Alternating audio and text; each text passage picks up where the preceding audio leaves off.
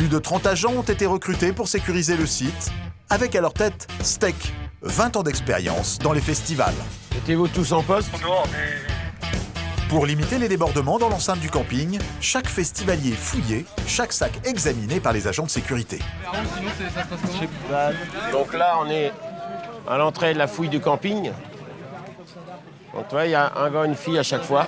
C'est là où ils ont vraiment du boulot, là. Pas de boîte métallique, pas de bouteille en verre, pas de couteau. Outils, boîtes de conserve, bouteilles en verre, tout ce qui peut devenir une arme lors d'une bagarre est confisqué par les agents de sécurité. C'est aussi le cas de l'alcool. Tout ce qui est alcool, bah, ça va à la poubelle. Parce que sinon, c'est la grosse fête, là. Pourtant, nous allons découvrir que cette interdiction reste très théorique. À l'intérieur du festival, on peut boire de la bière, et à l'entrée du camping, les agents de sécurité appliquent le règlement un peu à la tête du client. Qu'est-ce qu'il y a dans la bouteille? C'est du coca. Avec Du coca. Oh, un peu de whisky. un peu de whisky. Ouais, c'est interdit, non? Sérieux? Le jeune homme veut faire rentrer du whisky, c'est interdit. Steck va pourtant décider de lui faire une fleur. Toujours été comme ça, les gars. On rentre des bouteilles en plastique. Allez, vas-y, tu peux. Allez-y, t'as Sérieux? une bonne tête. Les doses. Ah bah là, c'est une petite dose. Ouais. Non, sérieux, on peut pas rentrer avec. Si, tu peux. Tu me charries, là? Allez-y. Non, non. Sérieux? Buvez pas trop, les gars. Non, mais on y va mollo. À l'entendre, ce serait une affaire de quantité. Bonne journée, bon festival. Ouais, bon, ça va, c'est une petite bouteille. Non, sur le côté. Tant qu'ils ont pas des litres et des litres. Mais bon. C'est à Patrick aussi De voir si 2 litres ça passe. Après 2 litres ça passe plus. Pourtant, le soir venu, Steck et ses agents de sécurité ont fort à faire. Notamment lorsque les campeurs se font détrousser.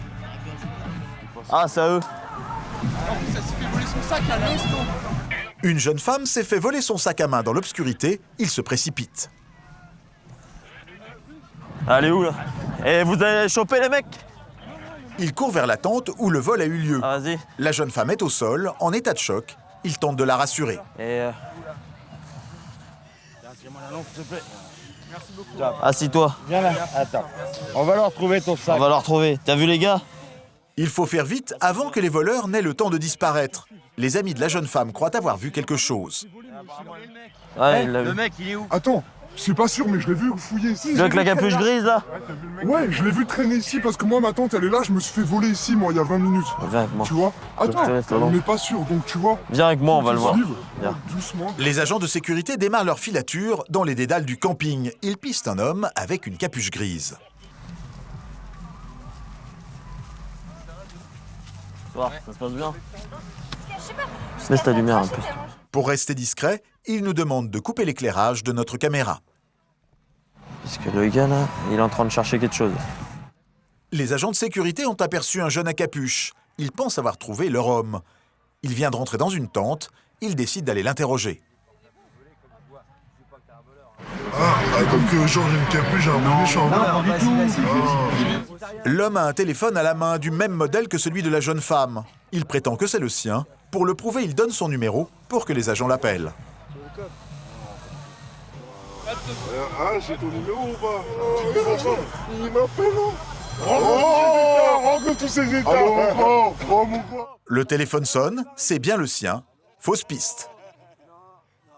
Bonne soirée à vous les gars. Bonne soirée, les voleurs.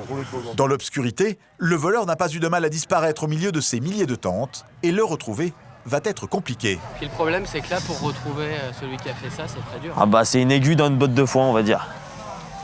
Pourtant, ce soir, les agents de sécurité vont avoir de la chance. Quelques minutes plus tard, des vigiles à la sortie du festival mettent la main sur un groupe d'adolescents en train de s'enfuir. Steck, le chef de la sécurité, est aussitôt alerté. Vous êtes où? À la scène A?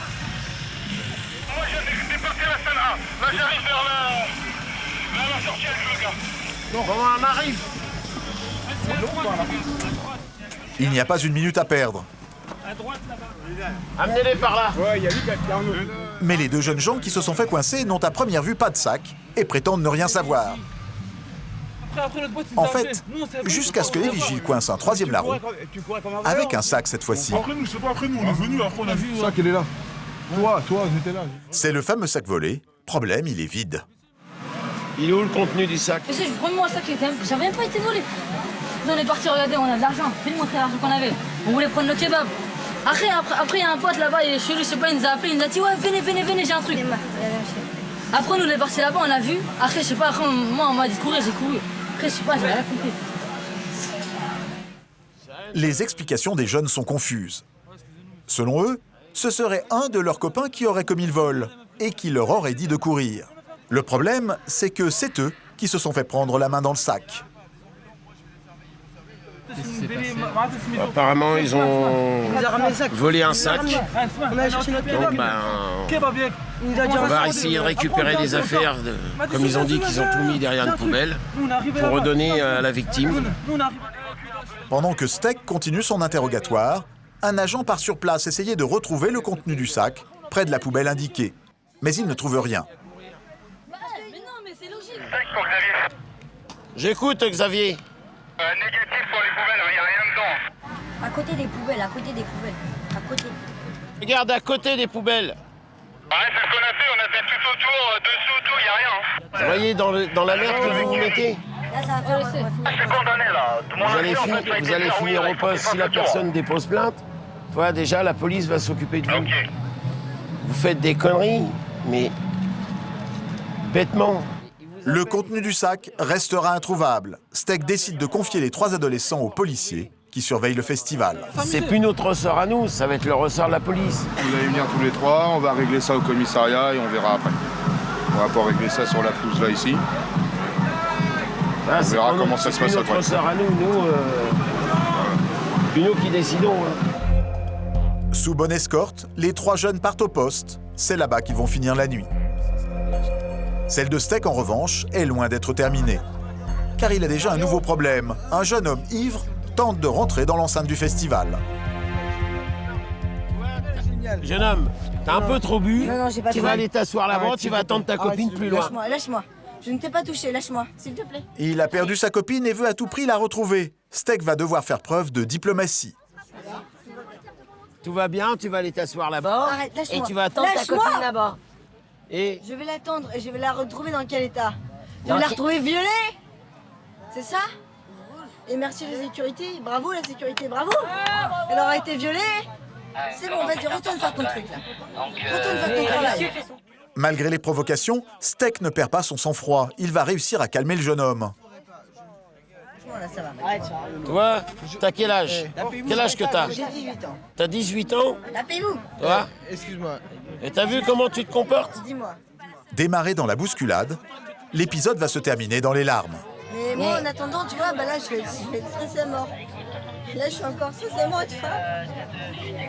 T'es stressé, mais faut arrêter de boire, garçon. Non, c'est pas l'alcool. T'inquiète pas, on va la retrouver, ta copine. J'ai une pote là. Et on va la retrouver. Ça fait 5 ans que je la connais. Elle est toute seule là-bas. Je sais même pas où Elle est pas toute seule, elle doit être avec quelqu'un. Comme un bon papa, Steck part installer le jeune homme un peu à l'écart pour qu'il attende tranquillement sa petite amie. Bonsoir, messieurs. Ah, la télé. Allez, énorme. Pascal, tu peux te mettre en renfort au niveau du contrôle accès camping. Patrick et Michael partent en tournée. Ils vont passer une soirée plus mouvementée qu'ils ne l'imaginent.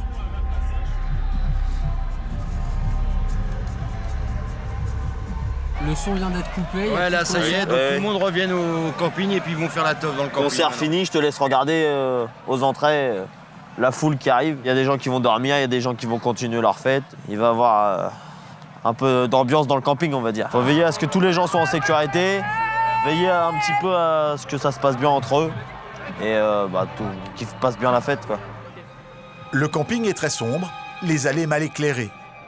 Les agents de sécurité veulent avant tout afficher clairement leur présence. Soit.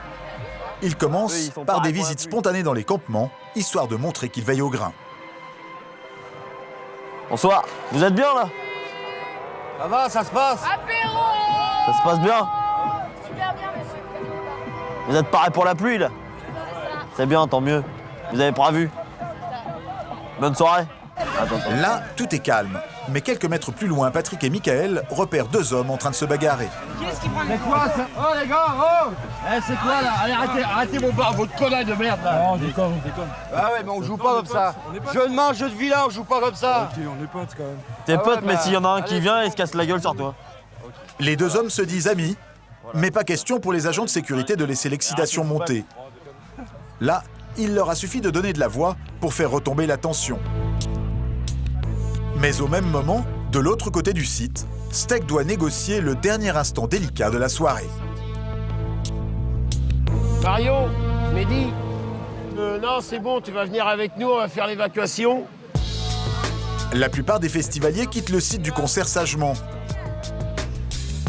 Il y a toujours des retardataires qui veulent jouer les prolongations. Steck et ses hommes font le tour des pelouses pour débusquer les derniers acharnés. Ouais, ils en ont pas assez. Hein. Messieurs, on se dirige vers la sortie, s'il vous plaît. Jusqu'aux dernières secondes, Steck sait qu'il doit rester sur ses gardes. À 3 h du matin, le ton monte parfois sans raison, comme chez ce quinquagénaire qui se vexe pour pas grand-chose. Mais qui viennent pas nous agresser comme ça. Je t'agresse pas, je te dis gentiment. Arrête de me tutoyer, s'il te plaît. Demande à ton collègue c'est parce que t'as un collègue de la sécurité qui me parle comme ça, d'accord? Alors tu fermes ta gueule. Une nouvelle fois, il en faut plus pour faire perdre son calme au chef des vigiles. Ouais, les gens, ils sont... Quand c'est des petits jeunes, mais quand c'est des gens d'un certain âge, là, c'est un peu abusé. Steck, il est gentil, c'est le meilleur. Bon, ça se passe bien aussi parfois. Oui, mais toi, il y a des gens qui savent bien rigoler, et d'autres personnes, dès qu'ils ont bu 2-3 verres, c'est fini. Ce bisou, c'est aussi pour ça que Steck fait la sécurité dans les festivals depuis 25 ans et qu'il n'a pas l'intention de raccrocher.